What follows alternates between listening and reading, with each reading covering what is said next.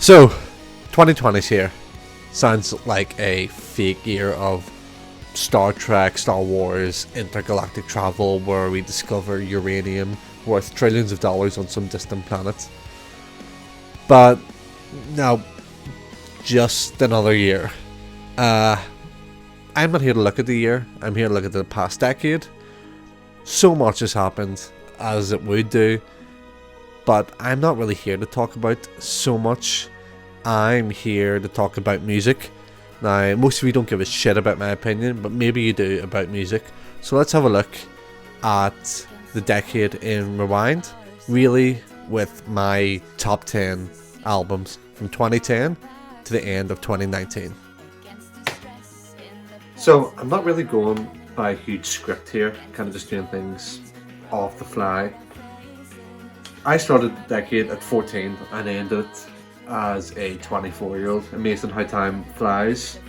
So this means I was kind of in the middle of my musical development of all ways, but you know, this is where your taste in music, your preferences, and in my case as a musician and someone who's passionate for music, this is sort of the meat and potatoes of your musical learning and musical journey. Now, I do genuinely listen to everything. I am the biggest believer sometimes, and I love death metal and everything in between. The reality is, whilst there were some amazing songs across all the spectrum this decade, there's been very, very few non-rock / metal albums this decade that have caught my attention, full, complete albums. So I'm going to be honest, this list will be kind of dominated by rock and metal albums. But who knows, maybe I'll do a top 10 songs of the decade, and I'm pretty sure that would be a lot more diverse. Now, in regards to rock and metal this decade, there's been quite a significant shift. I don't know if I'm saying that because was at the age and am at the age where I can really keep up with this. What I will say is that we started the decade with our scenecore, metalcore with our silly haircuts and electronic breakdowns. We shifted into gent with our 7 and 8 strings and all our cringy memes about that. We're now seeing a return of new metal over metalcore sort of vibes. Basically what I'm saying is rock and metal this decade is probably more diverse than ever, and that gives me a wide palette to work with. So let's have a look at my top 10 albums from the start of 2010 to the end of 2019. So we start with Origins by Elvite. I've heard a million and one things. To me, it's Elvite. I've spoken with the guys in the band and they say Elvite. So that's what we're going to run with. So this album was the last album before Cellar Darling became a thing, with the offshoot of Anna Murphy as well as other members leaving the band and joining Cellar Darling. Admittedly, Cellar Darling isn't something I've jumped hugely into, but we're not here to talk about them. We're here to talk about this outing from Elvite. Now, this album is, in my opinion, their best album. Elvite's a band I do listen quite a lot to, but I tend to listen to songs, not albums by them. But this album, I don't know if it's the return of the 7 strings, which really brings it. I think it's more of a metal album than their previous stuff. Not that they've never not done this sort of melodic death metal fused with folk, but there's riffs here. There are some genuinely amazing riffs. There's actual guitar solos, not just folk instrument solos. As much as I love the folk instrument solos, actual guitar solos. The growls from Chirgal, if I'm saying your name right, Chirgal, are really on point this time. He doesn't sound like he's doing vocals as a secondary thing, it sounds like a full vocalist. Anna Murphy here at the top of her powers, absolute brilliant highlight, is using their Swiss nationality to their advantage on the song Call of the Mountains, where they do it in 5 different languages, which I think, as someone who's interested in languages too, is absolutely amazing. So this album is so consistent, and this is a theme you'll see throughout this list, is there are very little to any songs that are skipped. every song has its place. It's quite a long album, but it doesn't really overstay its welcome. Yes, it has these sort of spoken tracks that break things up, and I couldn't tell if they were Jamaican or Scottish in the voices. Honestly, the voice acting is absolutely terrible, but the music is great. The lyrics are really cool, the riffs are sick, the drum production is incredible. That really high tuned snare drum, a really punchy kick, amazing. The production and the mix is incredible. Great solos, great riffs, big choruses, multilingual, an excellent melodic folk album, El Vite with Origins. So, anyone who knows me will be not shocked to see this band on the list, and anyone who's really into the same music as me will not be shocked to see this album on the list, but maybe shocked to see it this low. I mean, 9th is still pretty high considering all the albums that came out this decade. Periphery 2, this time it's personal. Also, shout out to Periphery for the best album names ever.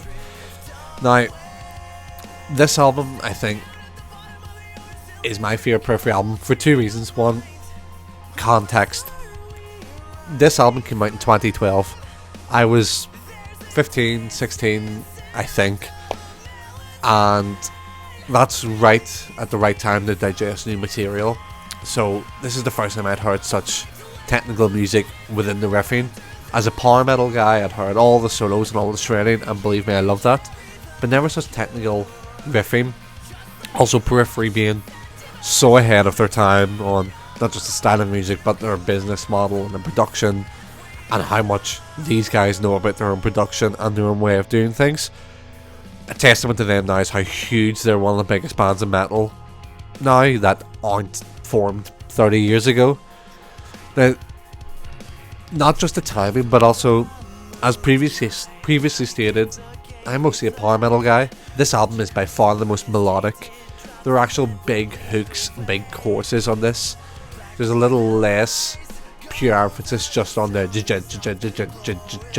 breakdowns, although there is some awesome ones there. But, excuse me, there's so much melody on this album, and there's some really beautiful standout moments, especially from Spencer Sotelo, one of the best vocalists in metal, easily, criminally underrated.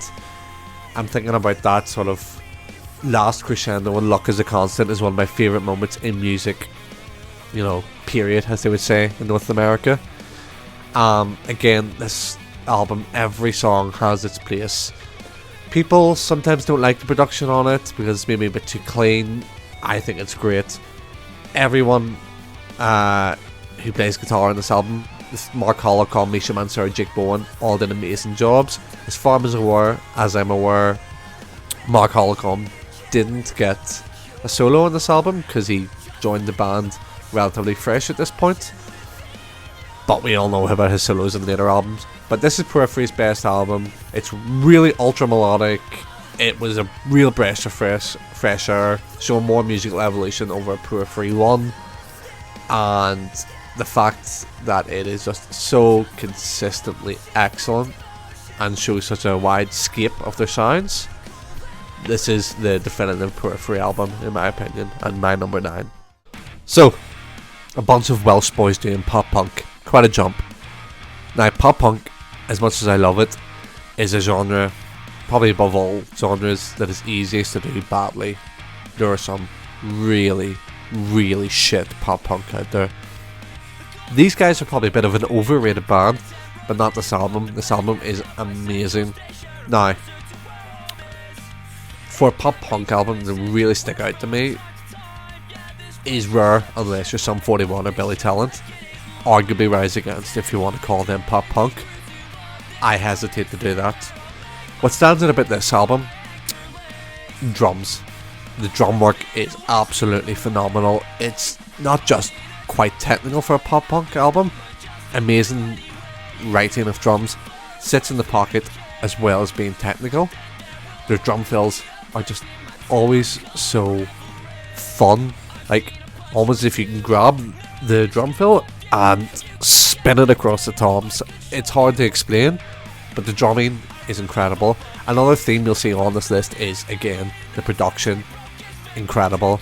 The mixing and mastering on this, excellent.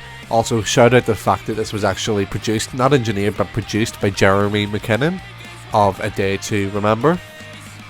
I think he knows what he's doing. It's catchy, it's actually quite heavy for a pop punk album. And some of the lyrics are absolutely gut-wrenching. There's a song or two on here where it makes you feel things, really.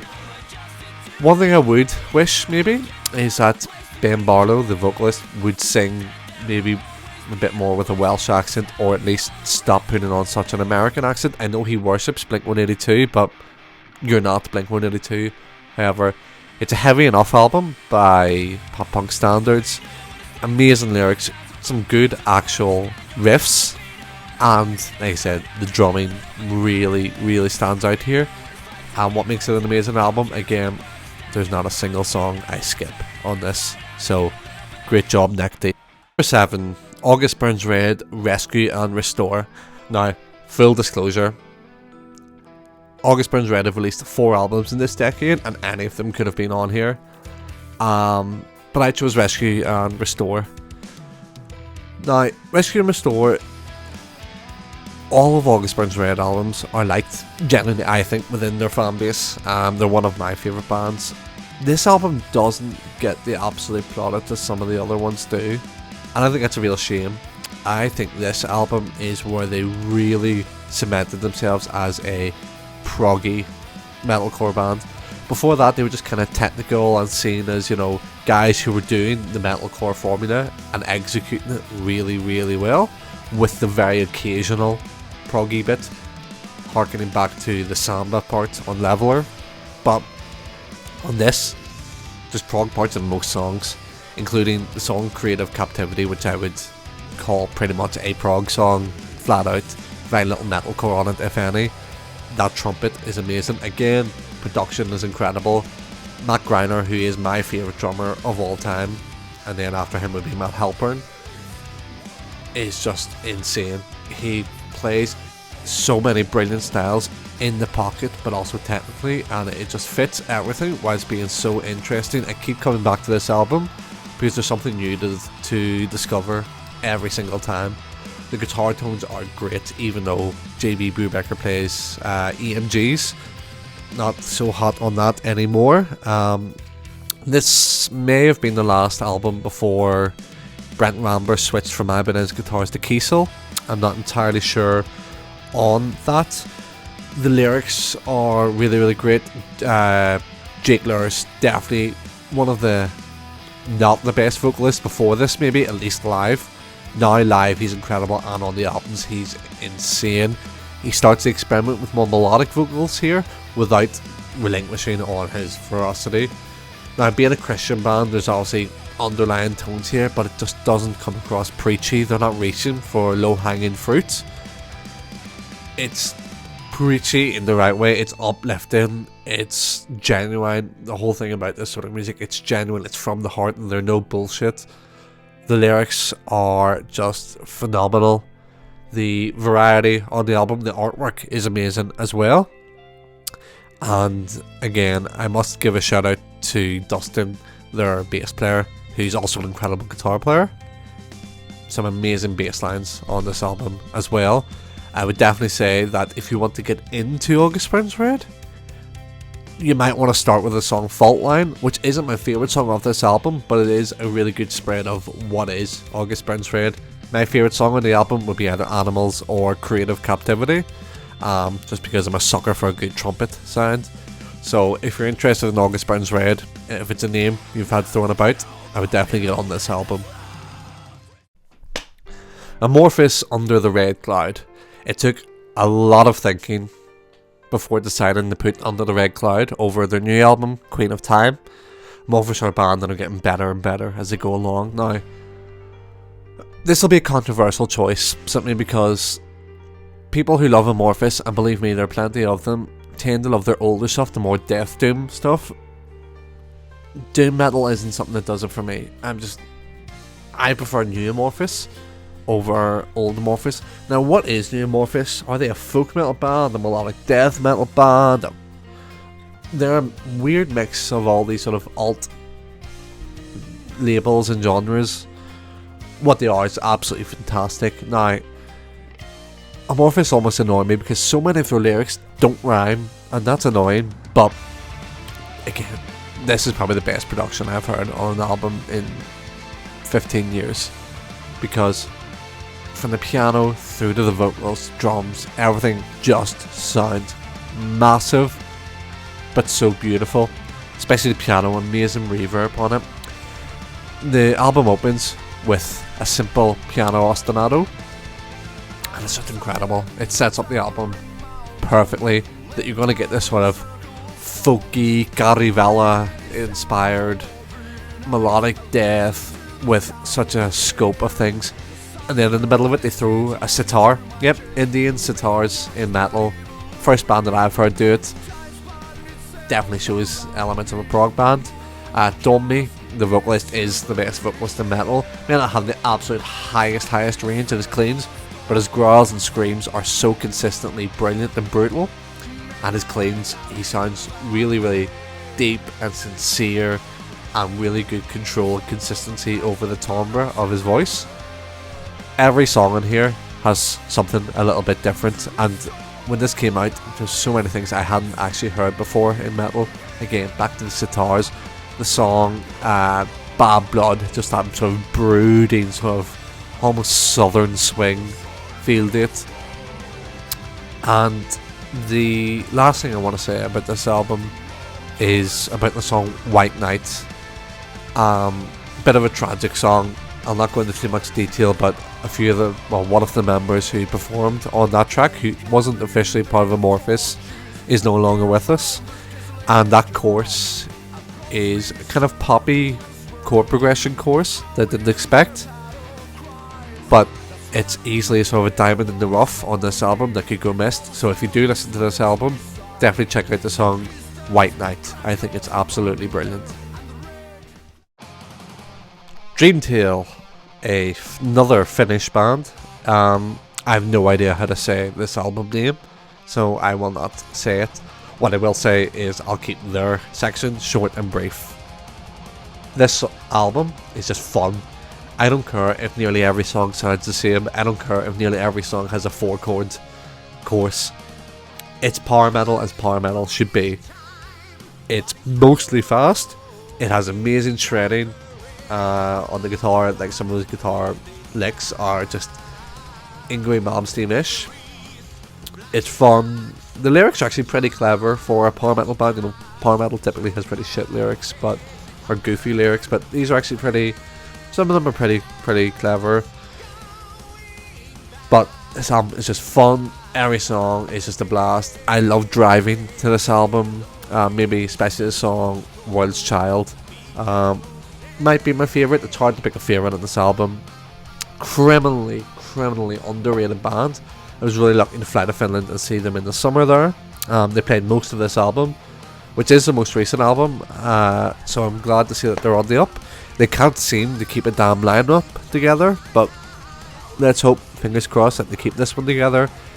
And yeah, it's fun, it's great power metal, it's symphonic, it's bombastic, it's quite keyboard driven, so if that's not your thing, maybe don't go for it. But there are some decent enough riffs here as well, but it's just fun, simple, straight to the point, symphonic power metal, Rhapsody of Fire-ish. If you like power metal, you don't want to miss this one. What a comeback for the kings of metalcore. Azalea Diet, consistent. Now, I'm not going to get into the controversy surrounding their re-emergence. That's for another time. What I do want to say is they don't disappoint musically. Again, I could have put their most recent album, Awakened, on this, but Shaped by Fire just goes one step further, being better. This is metalcore, which is actually influenced by metal, not just breakdowns and hardcore. This is metalcore, which is unapologetically metal. It has actual riffs, not just breakdown after breakdown after breakdown. Don't get me wrong, there are breakdowns here, and they're amazing. They're where they need to be. They're groovy, and they're at the right place. They're technically proficient. without being pure wankery. Now, what makes this album amazing as well as the riffs is just the level of intensity in the vocals as well. The lyrics, the subject matter for them is pretty predictable considering the band's history, but they're spun in a clever enough way to keep you interested. Timbaland basis, say what you want about his live performances. I have seen Woven War several times. Unfortunately, I've never actually seen As I Lay Dying live. Hopefully this will change at some point. But what I've heard is sometimes he can be a bit out of breath in vocals when he's doing it live. On studio, he's absolutely incredible. The choruses are amazing. The production sounds massive. I don't think it was produced by Adam D, but it definitely sounds like an Adam D sort of production. With these huge choruses, great leads being played, bass line is so thick. Massive shout out to Josh Gilbert, whose vocals get better every single record. He's probably my favourite clean vocalist who isn't the lead vocalist. He doesn't sound like a boy band member when he's singing. It's gruff, it's genuine, and he sounds absolutely incredible. I must say there is one complaint I have about this album is basically every song has the same structure. It's always, intro, verse, half chorus, and then break, verse, full chorus, and then the rest. Maybe break it up the monotony a little bit. Maybe don't always make that first chorus a half chorus, but a small complaint to make on a truly incredible album. Also, shout out to Nick Hippa, a good acquaintance of mine, absolute gentleman, criminally underrated guitarist, and what an amazing job. I look forward to seeing what As I Lay Dying have. Okay, Nothing More with their self-titled album. This is a bit of a curveball because I'm not the biggest fan of Nothing More. Admittedly, I haven't dived hugely into their discography, but everything I've heard that isn't on this album hasn't really done it for me. However, this album, my god, is incredible. The biggest thing I say about this album is after I listened to it once, just by through, I was playing some video games and had it in the background. Even though it was in the background and I only heard it once, the second time listening around, I probably remembered 2/3 of the lyrics and riffs. They were that memorable, they were that catchy. It's groovy, it's catchy, the production's great, the vocals are amazing, such a good range. Now, another thing is the lyrics. This is a very down-to-earth album. Now, these guys are from Texas, and when they're coming out with lines like, "To think you know who goes to heaven is just one big misconception, like God hates fags and communism." Coming from boys from Texas, that takes a lot of balls to come out and say what they truly believe in. Lots of songs here written about family members, like their hit, have a song called Jenny, about his sister with some sort of unspecified mental illness. But the lyrics are incredible, the vocals are brilliant, the riffs are catchy as hell, lyrics are brilliant. Again, a very long album that's broken up, but it just doesn't outstay its welcome because the ebb and flow of the album is absolutely brilliant. This is a very easy album to listen to. It doesn't take a lot to digest. You can sort of dip in and dip out of it because every song could genuinely be a hit single. It is so catchy, so well made. It definitely sounds to me like an album where they had 3 hours of material and really critically cut it up and only put in the absolute best bit. It really sounds like a clinical surgical procedure on this album, and it's wonderful.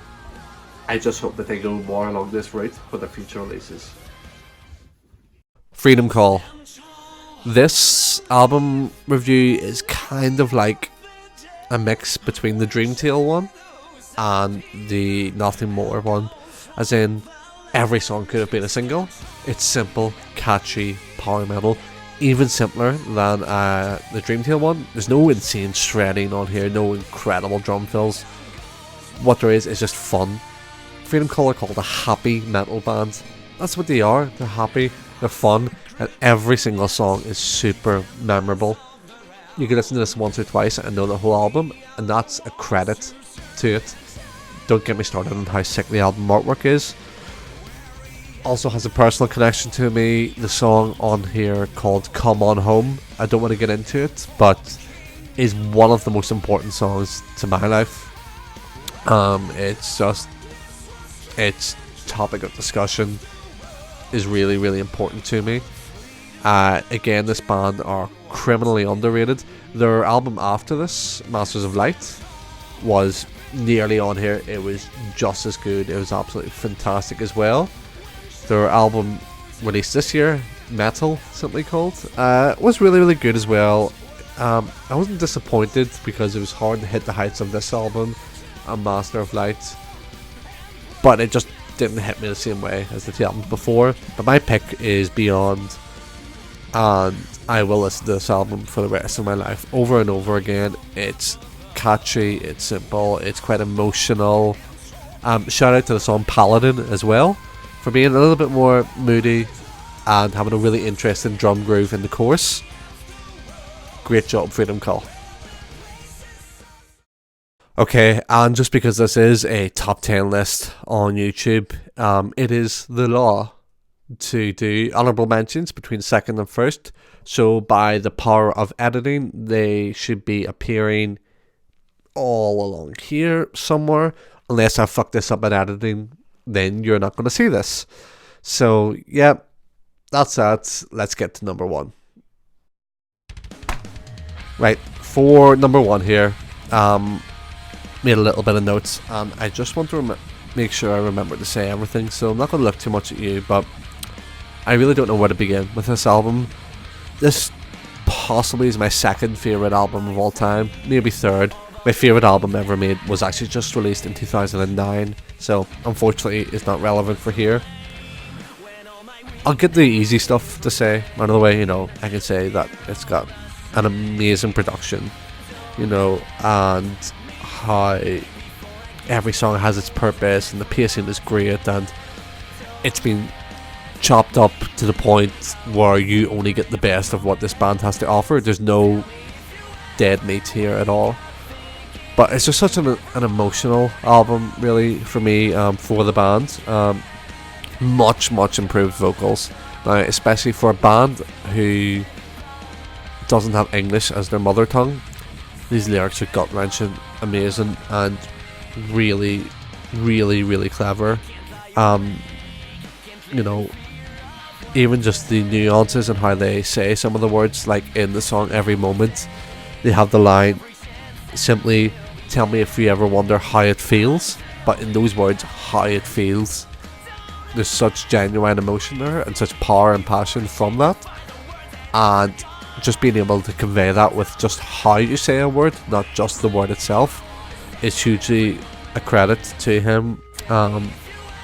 I've moved country 3 times in this decade, and every single move, this song has, or this album rather, has been a soundtrack to that move. It's one of those sort of journey, road trip, life journey albums. It's the perfect blend. Back with the music though, it's the perfect blend of like sort of pop punk and metal. It's quite technical. The grooves and the riffs and the breakdowns are tricky to play, don't get me wrong, but it has that sort of catchiness of pop punk, sort of like a neck deep, but then it has like almost like a Periphery-esque sort of riffing, with these sort of dotted rhythms, excellent syncopation, and sort of finger gymnastics. Yeah, it doesn't have the blistering solos, but it's just an excellent, emotionally charged album. Really weird tunings as well, which maybe adds to it. I don't think I can really say everything I want to say about this album. It's truly an album of desperation and hope, but I can't recommend enough that you sit down, listen to this album the whole way through, maybe especially the songs Plain Dead, Blue Under, and Every Moment. Those would be my top 3 picks on an absolutely superb album. I don't skip any songs on this. I drive it with this album in my car all the time. No matter what emotion it is, this album is as close to perfection this decade has got. and I'm sure I'll be talking about this album again at some other point. It's definitely my top 3 of all time, and just très bon is all I can say to them. Well done, boys. Okay, again, it's YouTube. It is the law for me to say that this is my opinion. I doubt I'm going to get any conversation with anyone, but because no one gives a shit about my opinion. But let's see. I'd be interested in hearing what other people's lists are, or any criticisms on mine, or agree, disagree. Let's get a conversation going if we can. I think it'd be really interesting to have that. And if this does get in some weird way some sort of interest, I love talking about music, and this is my first time doing it on camera in English. So I'm sure it's a lot to learn. It's a learning curve for me. But yeah, it'd be interesting to see what people like, what people don't like, and let's get a conversation going. And if it gets some sort of traction, maybe I'll do my top 10 songs of the decade, where I'm sure there will be more hip-hop and pop music, because there have been some great non-rock and metal songs released. It's not one of the albums, and I appreciate I'm going for a slightly nichier market here. But for this video, the friends who are into rock and metal, what do you guys think? Or girls, or whatever. What do the few of you who are into this think? And those of you who aren't into this, would you be interested in seeing my top 10 songs of the decade, which would definitely be more diverse? Again, haven't really done this with a script, so you're hearing all my sort of vocal imperfections, my stutters, I don't want to chop this up and make this super clean. A, I don't have the time to do it. B, I can't be bothered. C, the dogs are barking outside. And D, it just sounds so unnatural. This is a conversation. So anyway, hope you all had a good decade. Let's look to the decade ahead now. It's January is shit. But yeah, hopefully I'll be talking through this medium more about different things. So yeah, see ya.